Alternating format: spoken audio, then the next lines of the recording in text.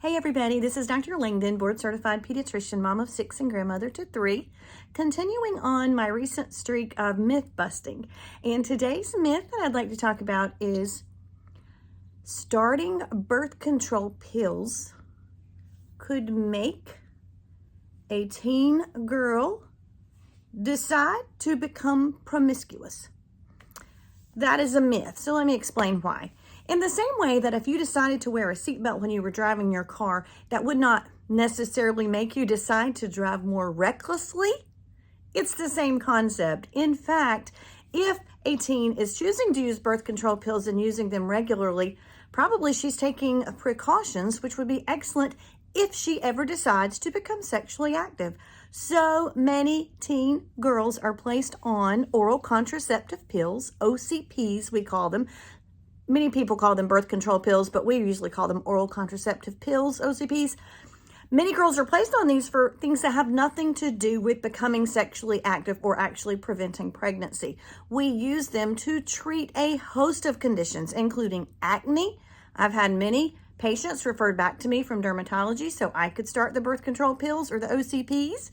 We use them to treat just irregular bleeding. Maybe their periods are crazy unpredictable and it's very difficult because they need to know when they're going on vacation. Are they going to be on their period that week and things like that? Maybe we use them because their periods are super duper heavy. They may have severe cramping. We also use them to treat PCOS, polycystic ovarian syndrome, and endometriosis and premenstrual dysphoric disorder. So all sorts of stuff that aren't even related to contraception. Now, obviously, they also, if taken as instructed, work very well to prevent pregnancy. And why would anybody be against preventing pregnancy? I think we can all agree on all sides of any political spectrum that nobody wants an abortion to happen. So one of the best ways to prevent abortions from happening is to prevent unwanted pregnancies, and birth control pills can do that. Now remember, while I'm singing their praises, I have to add a word of caution, and that is birth control pills do not prevent sexually transmitted infections. So I always try to counsel my young people, my patients, that they need to think about two things before they decide to become sexually active: preventing infections, which can be done by abstaining completely and not having sexual intercourse. They can prevent infections by using a condom each and every time.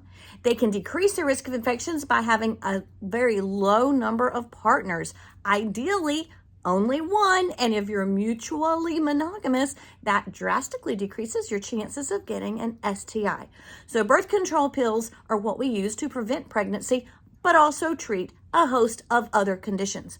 One of the saddest stories I've ever had was a teenage girl who had such severe cycles that she was missing school on a regular basis, was very embarrassed, had multiple changes of clothes kept in her locker room at school, and would still end up going through all of them because her bleeding was just so heavy.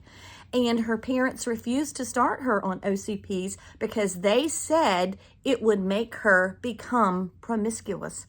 And that just isn't the case. If anything, some studies have shown in adult women that the libido or sex drive could actually be decreased a bit when they're on OCPs.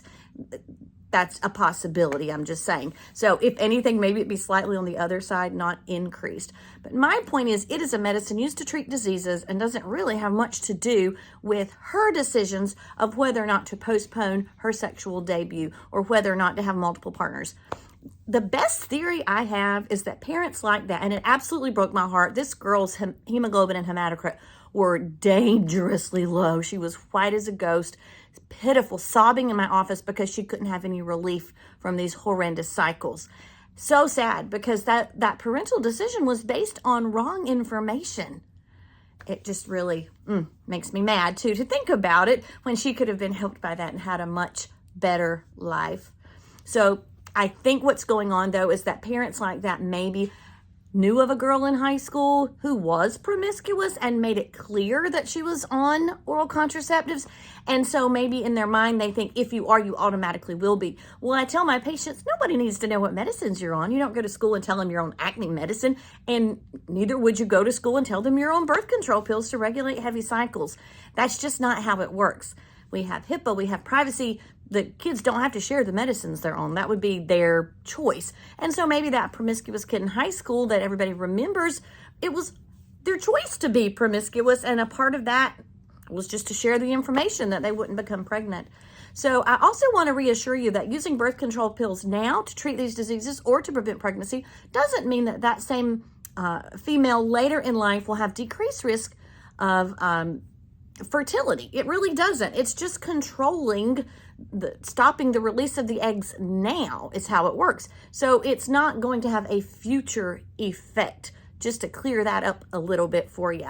I hope this has answered some questions. I'm happy to answer more questions if you have them. And I definitely hope it has busted the myth. Thanks so much for listening.